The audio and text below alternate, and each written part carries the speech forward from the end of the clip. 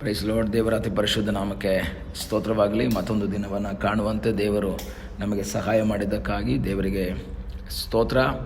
ಈ ದಿವಸ ದೇವರ ಮಹಾಕೃಪೆ ನಮ್ಮೆಲ್ಲರ ಮೇಲೆ ಇರುವಂತೆ ದೇವರು ಸಹಾಯ ಮಾಡಲಿ. ಇಂದಿನ ವೇದ ಅಧ್ಯಯನಕ್ಕಾಗಿ ಒಂದು ವಾಕ್ಯವನ್ನು ಓದಿಕೊಳ್ಳೋಣ. ಯೆರೆಮೀಯ ಪ್ರವಾದನೆ ಗ್ರಂಥ 18ನೇ ಅಧ್ಯಾಯದ 6ನೇ ವಾಕ್ಯ. ಯೆಹೋವನೀಗನ್ನ ತಾನು ಇಸ್ರಾಯೇಲ್ ವಂಶದವರೇ, ಈ ಕುಂಬಾರನು ಮಾಡಿದಂತೆ ನಾನು ನಿಮ್ಮನ್ನು ಮಾಡಕೂಡದು. ಇಸ್ರಾಯೇಲ್ ಮನೆತನದವರೇ, ಜೇಡಿ ಮಣ್ಣು ಕುಂಬಾರನ ಕೈಯಲ್ಲಿ ಹೇಗೋ ಹಾಗೆಯೇ ನೀವು ನನ್ನ ಕೈಯಲ್ಲಿದ್ದೀರಿ. ಯೆರೆಮೀಯನಿಗೆ ದೇವರು ಹೇಳ್ತಾರೆ, ನೀನೆದ್ದು ಕುಂಬಾರನ ಮನೆಗೆ ಹೋಗು, ಅಲ್ಲಿ ನಾನು ನಿನಗೆ ಸಂದೇಶವನ್ನು ಕೊಡ್ತೀನಿ, ಅಲ್ಲಿ ನಿನಗೆ ಪ್ರವಾದನೆ ಮಾತನ್ನು ಕೊಡ್ತೀನಿ.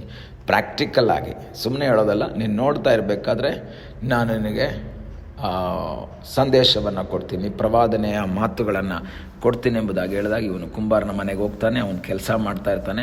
ಅವನು ಕೆಲಸ ಮಾಡ್ತಾ ಇರಬೇಕಾದ್ರೆ ಅದು ಕೆಟ್ಟೋಗುತ್ತೆ, ಅದು ಒಡೆದೋಗ್ಬಿಡುತ್ತೆ ಅಥವಾ ಅದು ಕಿತ್ತೋಗುತ್ತೆ.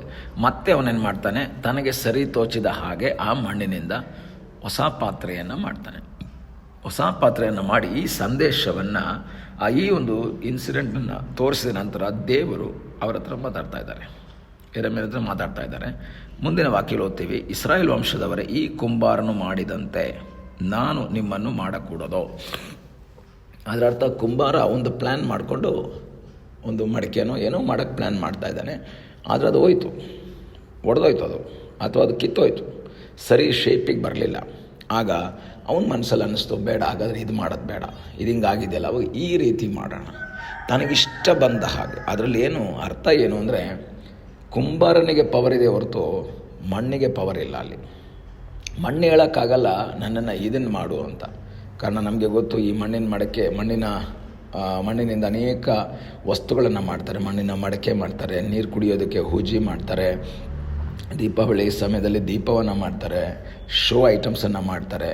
ಎಲ್ಲ ಒಂದೇ ಮಣ್ಣಿನಿಂದನೇ ಮಾಡೋದು. ಒಂದೇ ಮಣ್ಣಿನಿಂದ ಡಿಫ್ರೆಂಟ್ ಐಟಮ್ಸ್ ಮಾಡ್ತಾರೆ.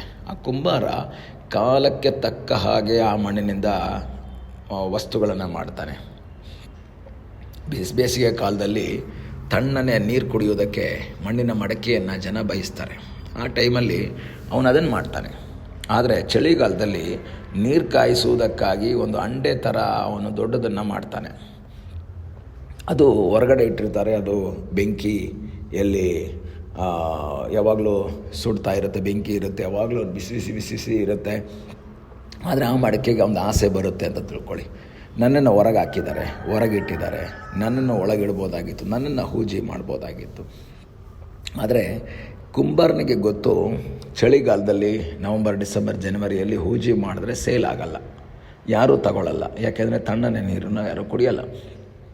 ಆಗ ಕುಂಬಾರನಿಗೆ ಅವಾಗ ಬೇಕಾಗಿರೋದು ಈ ಥರ ಮರವನ್ನು ಮಾಡಬೇಕು, ಈ ಥರ ಮಡಿಕೆಯನ್ನು ಮಾಡಬೇಕೆಂಬುದು.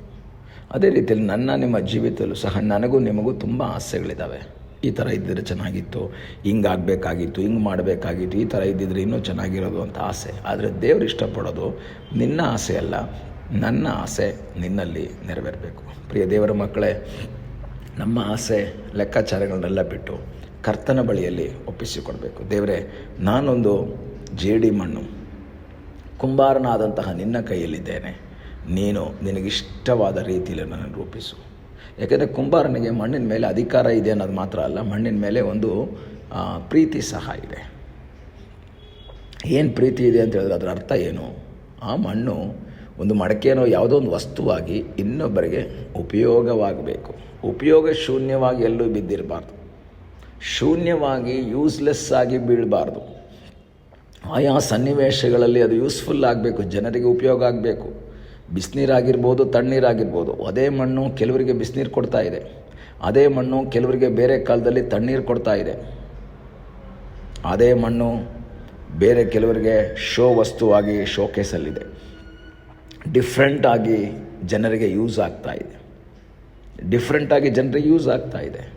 ತಣ್ಣನೆ ಬೇಸಿಗೆ ಕಾಲದಲ್ಲಿ ತಣ್ಣನೆಯ ನೀರನ್ನು ಕುಡಿಬೇಕಾದ್ರೆ ನೋಡಿ ಎಷ್ಟು ಚೆನ್ನಾಗಿದೆ ಮಡಕೆ, ಒಳ್ಳೆ ಕೂಲಾಗಿದೆ. ನಂತರ ಚಳಿಗಾಲದಲ್ಲಿ ಬಿಸಿ ಮಾಡಿದಾಗ ಒಳ್ಳೆ ಬಿಸಿಯಾಗಿದೆ. ಅವಾಗ ಒಂದು ರೀತಿಯಲ್ಲಿ ಯೂಸ್ಫುಲ್ ಆಗ್ತಾಯಿದೆ. ಕುಂಬಾರ ಏನು ಯೂಸ್ ಮಾಡ್ತಾನೆ? ಈ ಮಣ್ಣು ಜನರಿಗೆ ಯೂಸ್ ಆಗಬೇಕು, ಅದಕ್ಕಿರುವಂಥ ಕಾರ್ಯಗಳನ್ನ ಮಾಡ್ತಾನೆ. ಈ ದಿವಸ ಕರ್ತನಿಗೆ ಹೇಳೋಣ, ಕರ್ತನೆ, ನೀನು ಏನು ಮಾಡಿದ್ರೂ ಪರವಾಗಿಲ್ಲ, ನೀನು ನನ್ನನ್ನು ಯಾವ ರೀತಿ ಮಾಡಿದ್ರೂ ಪರವಾಗಿಲ್ಲ. ಕುಂಬಾರನ ಕೈಯಲ್ಲಿ ಜೇಡಿ ಮಣ್ಣಿನ ಹಾಗೆ ನಮ್ಮನ್ನೇ ಒಪ್ಪಿಸಿಕೊಡ್ತೇವೆ. ನಿನಗಿಷ್ಟವಾದ ರೀತಿಯಲ್ಲಿ ರೂಪಿಸಪ್ಪ, ನಿನಗಿಷ್ಟವಾದದ್ದು ನಮ್ಮ ಜೀವಿತದಲ್ಲಿ ನಡೆಯಲಿ ಎಂಬುದಾಗಿ ಪ್ರಾರ್ಥನೆ ಮಾಡೋದಾದರೆ ನಾವು ಅನೇಕರಿಗೆ ಯೂಸ್ಫುಲ್ ಆಗುವಂಥ ರೀತಿಯಲ್ಲಿ ನಮ್ಮನ್ನು ಉಪಯೋಗಿಸುವ ಸರ್ವಶಕ್ತನಾದ ಒಬ್ಬ ದೇವರಿದ್ದಾನೆ. ಆದ್ದರಿಂದ ಇಲ್ಲಿ ದೇವರ ವಾಕ್ಯ ಹೇಳ್ತದೆ, ಜೇಡಿ ಮಣ್ಣು ಕುಂಬಾರನ ಕೈಯಲ್ಲಿ ಹೇಗೋ ಹಾಗೆಯೇ ನೀವು ನನ್ನ ಕೈಯಲ್ಲಿದ್ದೀರಿ. ಹೌದು ಪ್ರಿಯ ದೇವರ ಮಕ್ಕಳೇ, ಜೇಡಿ ಮಣ್ಣಾಗಿ ಕರ್ತನ ಕೈ ಒಪ್ಪಿಸೋದಾದರೆ ಒಳ್ಳೆ ಕುಂಬಾರನು ಆತನು ನಮಗಾಗಿದ್ದಾನೆ. ಆತನು ಒಂದು ಒಳ್ಳೆಯ ರೂಪವನ್ನು ಕೊಡ್ತಾನೆ, ಅದು ಯೂಸ್ಫುಲ್ ಆಗುತ್ತೆ. ನಾವು ತಿಳ್ಕೊಳ್ತೀವಿ, ನಾನು ಮನೆಯೊಳಗಿರಬೇಕಾಗಿತ್ತು, ಶೋಕೇಸಲ್ಲಿರಬೇಕಾಗಿತ್ತು, ಶೋ ಐಟಮ್ ಮಾಡಿ ಶೋಕೇಸಲ್ಲಿಟ್ಟಿದ್ರೆ ಚೆನ್ನಾಗಿರೋದು. ಬಿಸಿಲಿರಲಿಲ್ಲ, ಮಳೆ ಇರಲಿಲ್ಲ, ಚಳಿ ಇರಲಿಲ್ಲ. ಇಲ್ಲ, ನನ್ನನ್ನು ಕುರಿತು ದೇವರೇನು ಇಷ್ಟಪಡ್ತಾರೋ ಅದನ್ನು ದೇವರು ಮಾಡ್ತಾರೆ. ಕುಂಬಾರನ ಕೈಯಲ್ಲಿ ಜೇಡಿ ಮಣ್ಣು ಯಾವ ರೀತಿ ಒಪ್ಪಿಸಿ ಕೊಡ್ತದೋ ಆ ರೀತಿ ಒಪ್ಪಿಸಿ ಕೊಡುವಂತೆ ದೇವರು ನಮಗೆ ಕೃಪೆ ಮಾಡಲಿ. ಪ್ರಾರ್ಥನೆ ಮಾಡೋಣ. ನಮ್ಮನ್ನು ಬಹಳವಾಗಿ ಪ್ರೀತಿ ಮಾಡುವ ಪರಲೋಕದ ತಂದೆಯಾದ ದೇವರೇ, ಈ ದಿವಸ ಮತ್ತೊಂದು ಆವರ್ತಿ ನಮ್ಮನೆ ನಿನ್ನ ಹೆಸರು ಒಪ್ಪಿಸಿಕೊಡ್ತೇವೆ. ಕುಂಬಾರನ ಕೈಯಲ್ಲಿ ಜೇಡಿ ಮಣ್ಣು ಹಾಗೆ ನಾವು ಒಪ್ಪಿಸಿಕೊಡ್ತೇವೆ. ನಮ್ಮನ್ನು ರೂಪಿಸಪ್ಪ. ನಮ್ಮ ಇಷ್ಟ ಬೇಡ, ನಮ್ಮ ಲೆಕ್ಕಾಚಾರ ಬೇಡ, ನಿನ್ನ ಇಷ್ಟ, ನಿನ್ನ ಪ್ಲ್ಯಾನ್ ನಮ್ಮಲ್ಲಿ ನೆರವೇರಲಿ. ಅನೇಕರಿಗೆ ನಾವು ಉಪಯೋಗ ಆಗುವ ಹಾಗೆ ಕರ್ತನೆ ನಮ್ಮನ್ನು ರೂಪಿಸು, ಮಾರ್ಪಡಿಸು ಎಂಬುದಾಗಿ ನಾವು ಪ್ರಾರ್ಥಿಸ್ತೇವೆ. ಪ್ರಾರ್ಥನೆಯನ್ನು ಕೇಳಿದ್ದಕ್ಕಾಗಿ ಸ್ತೋತ್ರ. ಯೇಸುವಿನ ಮುದ್ದಾದ ಹೆಸರಿನಲ್ಲಿ ಬೇಡಿಕೊಳ್ಳುತ್ತೇವೆ ನಮ್ಮ ಪ್ರೀತಿಯ ತಂದೆಯೇ, ಆಮೇನ್. God bless you.